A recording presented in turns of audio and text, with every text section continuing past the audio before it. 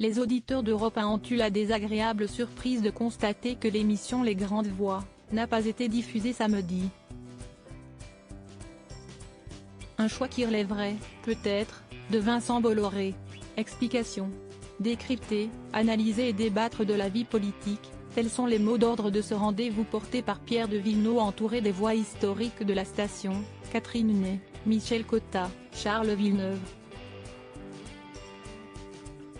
Chaque samedi, ils mettent leur expertise et leur connaissance de la vie politique au service des auditeurs.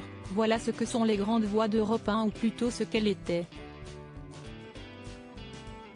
En effet, coup de tonnerre dans le monde de la radio, l'émission a été interrompue du jour au lendemain et ce, sans prévenir les auditeurs.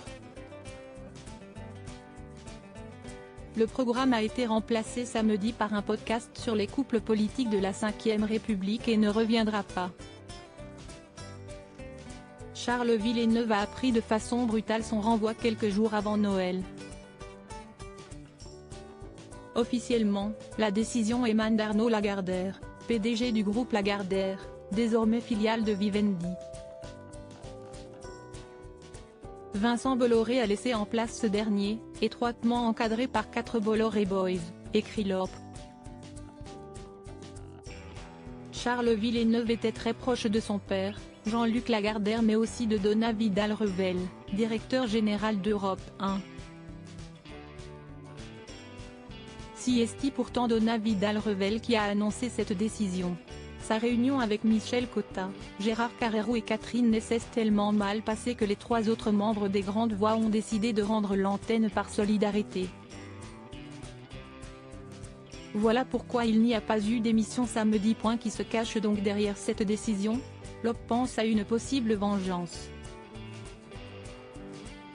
En 2003, l'émission Le Droit de Savoir évoquait des pressions exercées par Bolloré pour mettre la main sur une villa qui lui cachait la vue dans un reportage consacré à la corruption dans le port de Saint-Tropez.